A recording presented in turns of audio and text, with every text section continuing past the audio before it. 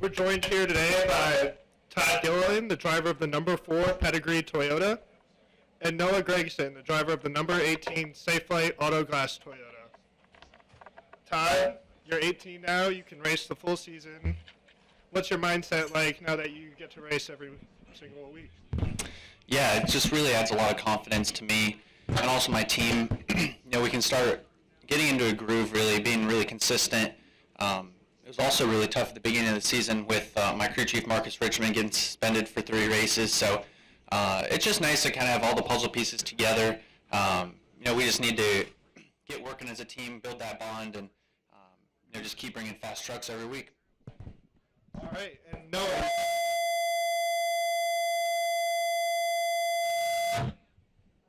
Okay. And Noah, you finally got your win last week. Can you just talk about how you're going to build on that and what it was like to get that first win of the year? Yeah, I think it is. Hello? You guys can hear me, right? All right, so what was your question? So you finally got a win last week, and you're in the playoffs, and what's that like, and how are you going to build on it? It's good confidence just for myself and my team. Felt like I was championship caliber driver this year. Coming from last year, I learned a whole lot of do's and don'ts on the racetrack and off the racetrack, and just learned more. And going back to these tracks for the second time, I felt like I was going to be in the playoffs no matter what, in the top 8. I wasn't going to let myself not be in the playoffs, and working with Rudy Fiegel and the rest of the team, it's been really good so far. I've learned a ton these first couple races. I don't know, we're 5 or 6 races in, and it's been good so far. We got the win this past weekend in Kansas, so just had a ton of speed every single weekend when we've unloaded off the truck in our Safelite Auto Glass Toyota Tundra, and we have a lot of speed today. So just having that confidence in myself as a driver is the biggest thing, and when I get to the racetrack, knowing that we're going to be fast is big. All right, and back to Noah. You have 2 wins now in the Truck Series, and the people want to know, how many Fortnite Battle Royale wins do you have? Only 1. Yeah, I'm trash on that game. I'm terrible. All right, we're going to open it up for questions. Zach Albert.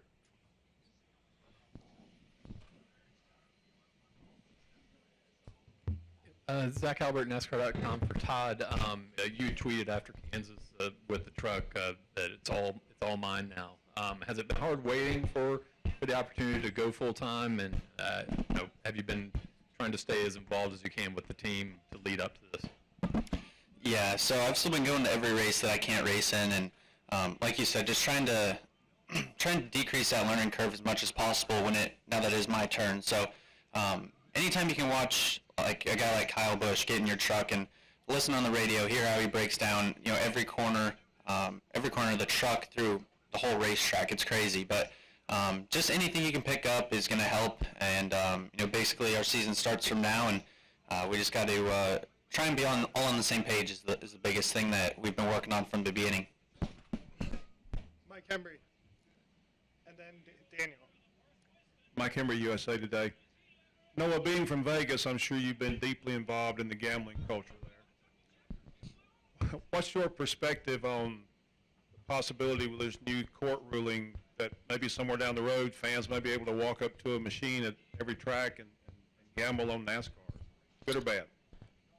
I don't have a big opinion on it just because I'm not all that educated on it. Obviously, I'm from Las Vegas, and we go down to the Strip every now and then and see all the gambling machines. I mean, they're everywhere. They're down in the casinos. They're at gas stations. You can go pull a slot machine in the gas station. And so I think there's pros and cons to it. I'm not all that educated on it. I heard a little bit about it yesterday. I haven't done a lot of research. But I don't know. Hopefully, if it does happen, hopefully it'll be good for my fans who bet on me. If I'm doing good, hopefully I can win some races and have them win some money on me. But other than that, I don't really have an opinion on it. Daniel McFadden with NBC Sports. Todd, so can you just walk us through what your first laps were like on a track of this size for the first time in your career? Yeah, anytime you get to a racetrack for the first time like this, it's pretty intimidating. just being able to come out here for probably almost 10 years now, just watching races and just dreaming of one day being out here. You watch the Truck Series and also Kyle Busch Motorsports, and there's no better position that I hope to be in than in this Ford truck with them. So it was just all about learning, like I said, and just trying to get up to speed as quickly as possible. I had an opportunity to actually come out here and test an ARCA car last weekend, so just every single lap counts a lot. I feel like I'm getting more experience every lap. I actually got out behind Noah a little bit and was able to kind of position my truck where I could get the best draft on the straightaway. All those little things like that I'm going to have to learn and use for many years to come. That these guys got a little head start on me, but we just need to come back strong. Right in the back. Yeah, Jared Turner, NASCAR Pole Position Magazine. Question for both of you guys, kind of a light-hearted question, I suppose. What do you guys enjoy eating and drinking for breakfast? Everything. No, I'm just joking. I think usually I'd say Dunkin' Donuts is like my favorite fast food place, but bacon and eggs, it's all good stuff. I cook cereal in the morning. Pretty good at getting the Fruity Pebbles out in the milk, and so I eat that every now and then. I try eggs, but it's just a mess. It's more of a hassle than it is good. But I mean, mainly on race days, just hydrating, getting liquids in, starting your day or your week, and making sure you're getting your electrolytes and your clear fluids in is the biggest thing. So I probably don't have the healthiest diet out there. I started working out, so hopefully that kind of contradicts it or whatever I don't know the word, but hopefully that helps my figure a little bit better. But I don't try to watch like my calorie intake, or I'm not like on a set diet. I pretty much eat some good foods, try and eat some chicken sometimes, but also eat some junk food too. Jacob? If we're being honest here, I mean, some guys will lie and say like they have a really good diet, but they're full of it. I'm not even going to go there. Jacob Seelman, Speed Sport, for Todd.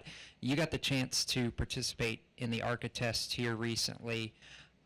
From a standpoint of track time laps, what kind of things did you learn in that ARCA test that you can apply here in the truck? And then what would it mean going into next week, with this being the first time in 14 years that ARCA's raced at Charlotte, to have a shot to go to victory lane?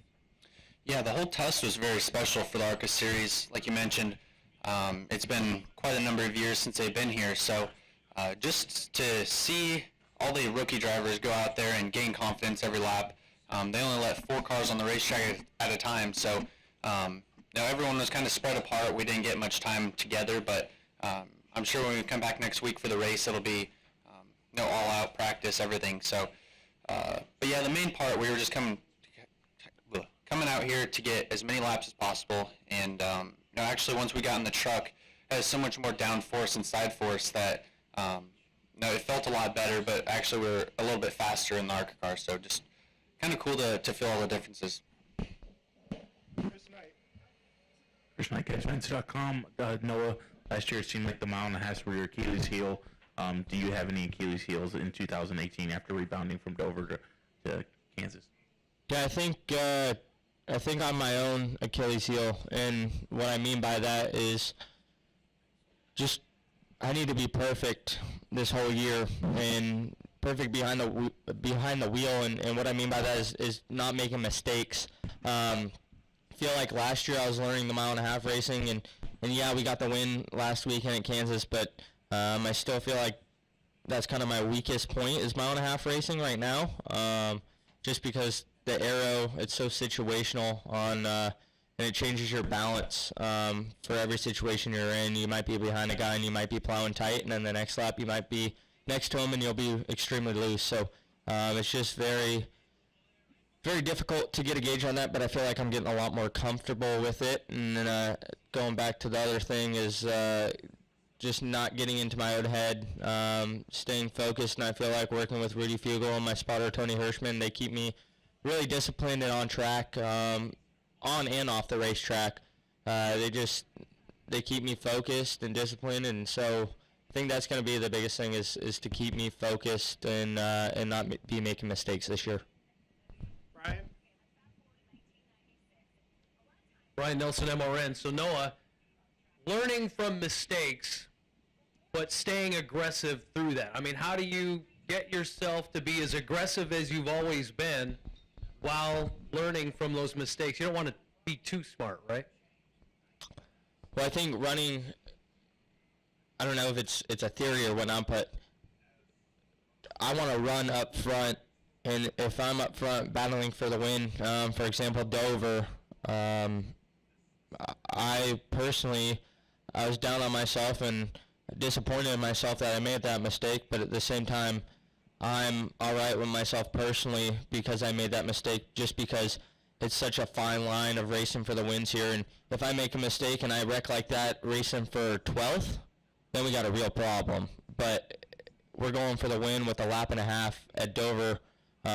It's a sweet trophy that doesn't make me try any harder, the trophy, but you always kind of have that in the back of your mind that it's a really cool trophy. I've always looked up to get that trophy in the past, so that doesn't make me try any harder, but just not making mistakes, dumb mistakes, trying to do that for 12th. I'm all right with doing that for the win, just because, these races are so hard to win, and there's very limited opportunity you have as a race car driver, and I'm in a very good spot at Kyle Busch Motorsports, and I have a great team and great teammates, and it's a very good organization. So getting those wins, it's very difficult, and there's a lot of perks that come with it. So it's a fine line, and you might cross over it every once in a while, but like I said, I'm fine with doing that if it's racing for the win, and we're giving it all we got out there. So yeah. Jim Utter, last question. Jim Utter, motorsport.com. For Noah, how much do you think the Xfinity Series races maybe accelerated your confidence or your learning curve? And when you first entered doing them, it must have seemed a little intimidating, the 3 tracks that you ended up doing. How do you feel about it looking back after the fact? I was surprised with my performance at Richmond. To be quite honest, it caught me off guard. I knew I was stepping up to the plate, so going back to 2016 racing in the K&N Series, I won a couple of races and moved up into the end of the Truck Series last 2 races of the year before 2017. So raced Phoenix and Homestead, and I thought I was going to run really good out there in Phoenix in the truck with Kyle Busch Motorsports, and I ran terrible. We ran 15th at Phoenix and Homestead. So I made sure to tell myself, stay focused on what you need to do when you're making this move up into the Xfinity Series. It's going to be tough, and I thought it was going to be a rude awakening, which it was, but I was able to adapt to those cars. So I don't know, I thought it was going to be a lot tougher.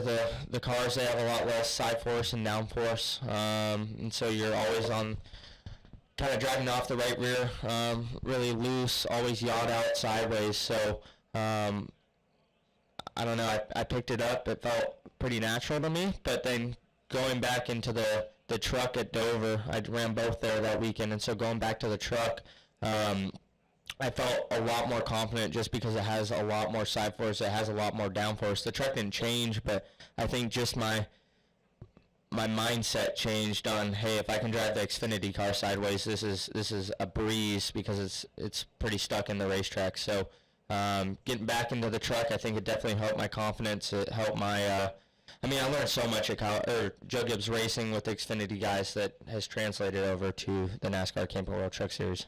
All right, we got to cut it off after this one, but Myatt Snyder, the driver of the number 51 Century Container Louisiana Hot Sauce Toyota, has joined us. Ford, my Number bad. 13, Ford F-150. Gotcha. And can you just comment on, you got a strong start to the season, how are you going to build on all the momentum? Yeah, we've had speed at just about every track we've gone to. Some of these tracks have had a little bit more a tougher time figuring it out. I think Dover, I struggled a little bit. But, we've got a really good mile-and-a-half program. We've had really good speed. We're P3 on the average charts today. We made really good adjustments. I feel confident in my team, and we've got a really good Century Container Ford F-150. All right, thank you guys. Appreciate it. Kurt Busch, the driver of the number 41 Monster Energy Ford, was gracious enough to come in and talk to us. So, Kurt, just want to start off with, how cool is it to run Monster Energy in the Monster Energy All-Star Race? Yeah, it's quite the event. Over the years, the All-Star Race has always built that fun, excitement, and that different feel when you come to Charlotte Motor Speedway. So whether it's pre-race, or it's the open, or then the final Monster Energy All-Star Race, there's so much to see, absorb, and feel that's different than normal race weekends. And so this year at Charlotte, what makes it fun is you have the All-Star Race with its rules package. You have the 600 with a standard NASCAR style car and package. And then when we come back here for the playoffs in September, it's the Roval. And so 3 unique tickets all the way around at Charlotte. You can't get that at any other track. And so it's really a fun time for Charlotte. I just wanted to congratulate Marcus Smith and everybody at SMI on what they're doing to move the needle. And with Monster's involvement in the All-Star Race, I always feel compelled to promote it as best I can. And we've had commercials, we've had appearances, autograph sessions, and we're doing all we can to find new fans, but also take care of our old fans that enjoy this one hot night on Saturday night. And you won this race in 2010. You've been top 5 the last 3 years. What's just been the key to your success? I think it's staying loose, having fun with it, and putting yourself in position to win it. And, to win it overall in 2010, that's when we had a 10-lap run at the end, but it followed a break. Like, literally, we could park on pit road. We had a 10-minute break, and we actually made a shock adjustment in that race. And that's when I felt like the driver was a bit more in control of it, the setup changes versus the engineering side. And so it was great to win that, and then to back it up in the 600.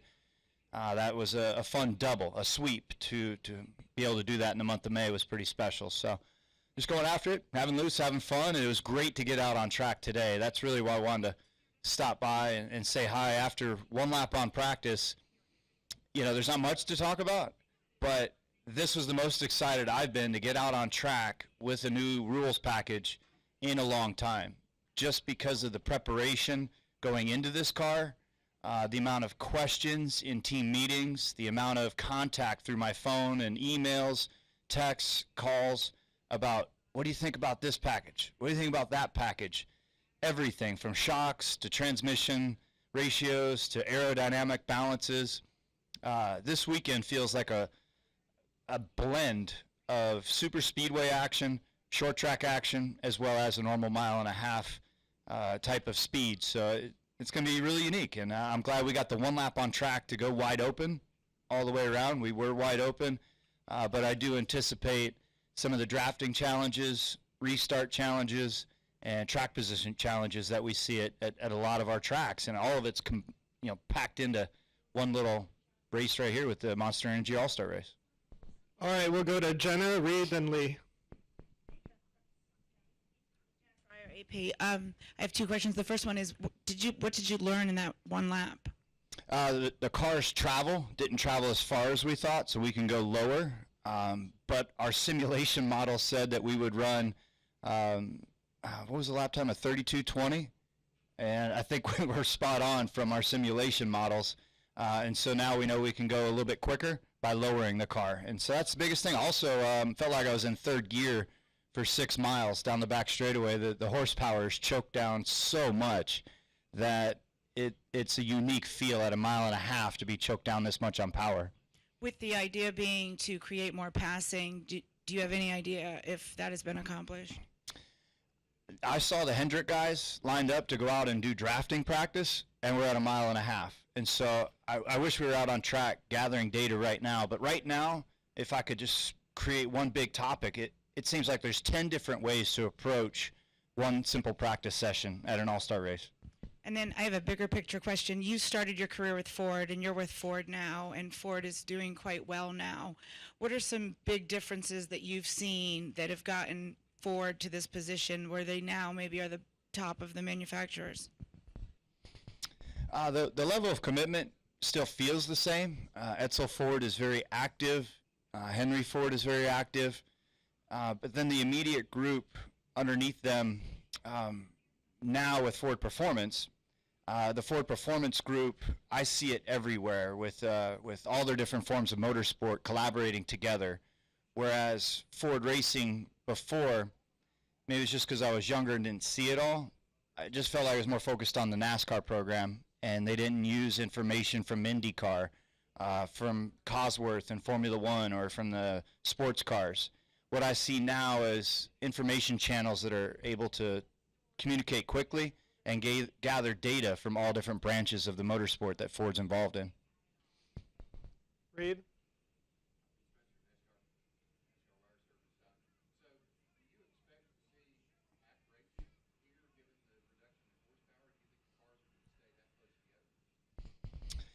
I'm anticipating it. I don't know how active it will be with the draft, but the way we approached our car on the 41 was an area that was slightly different than one of the other cars at Stewart-Haas. And then another car at Stewart-Haas went their route. We're trying to gather data as fast as we can and then be able to still zero in on what we believe is going to be the trend. So I'm anticipating pack drafting.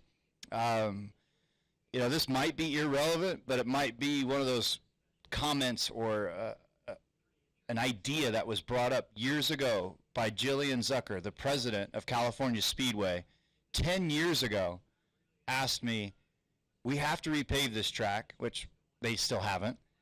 What would you think of a 2-mile racetrack putting in 28 degrees of banking and running a restrictor plate race?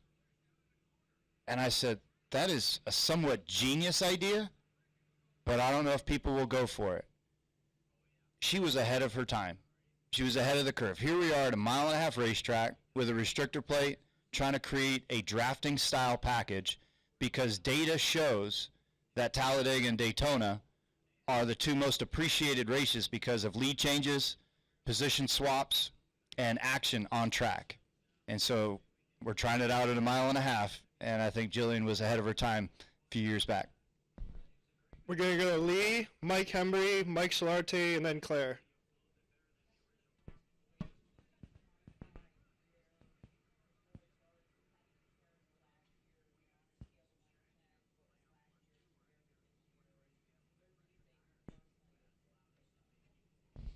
Yeah, as far as the Fords and where we were last year at Stewart-Haas Racing, we were in somewhat of a not a rebuilding mode. We were in a discovery mode on the balance changes with Ford, the external side and the internal side.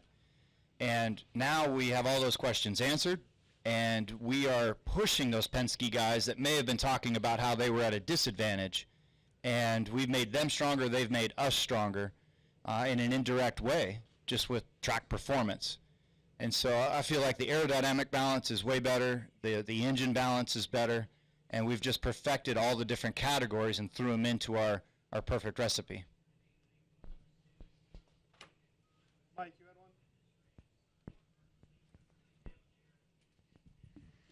Yeah, two real quick, Kurt. Mike Kimber, USA Today.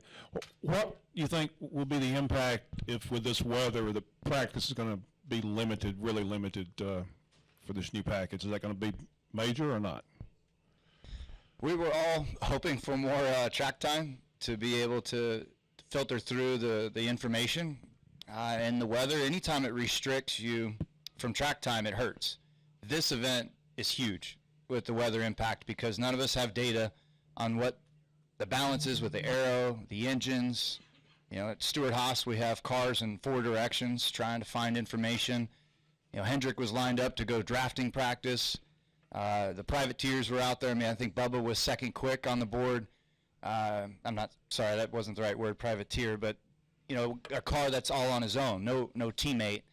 They are up there on top of the chart. So many different things are going to be a player this weekend. And now with weather, I mean, literally, I got a text on my phone that said they were condensing the practices, and we're going hot at 11:30, and I'm at my house in Mooresville at 9. I'm like, I guess I should get to the track. So a lot of things are going to be juggled this weekend, and it's fun to have, though, the all-star atmosphere for Monster Energy to be promoting the race and all the things they're bringing in. I just wish we didn't have the weather issue that we have to overcome.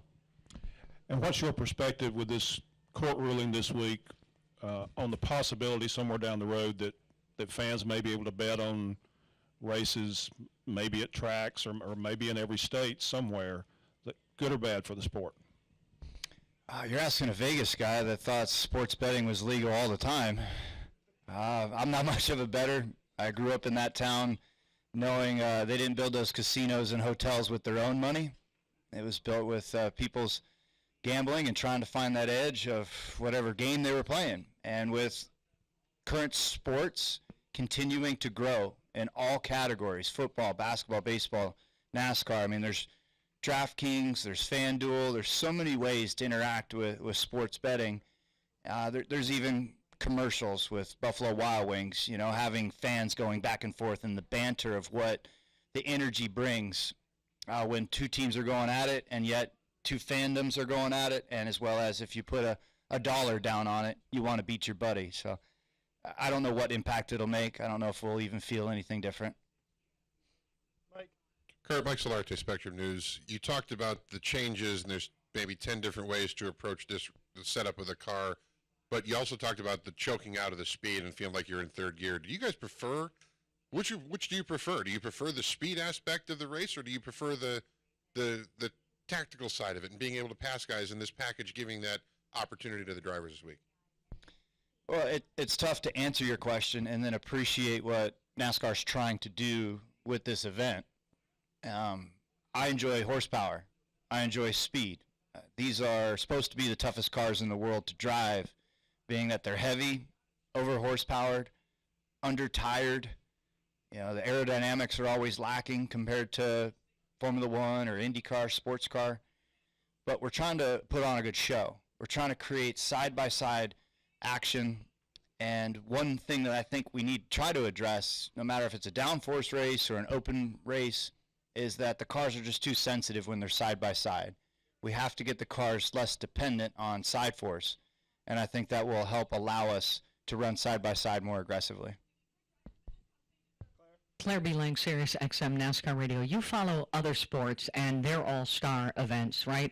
So we come here, and what do you see the all-star race as? Because it should be an exhibition maybe of the talent of the drivers, should be more fun, maybe different than other sports. They joke around a little bit, maybe do a shot they wouldn't, you know, elsewise do. Maybe officiating is lighter, I don't know. What do you see the all-star race as a competitor? It's good, lighthearted competition. But the seriousness that's involved is for the cash.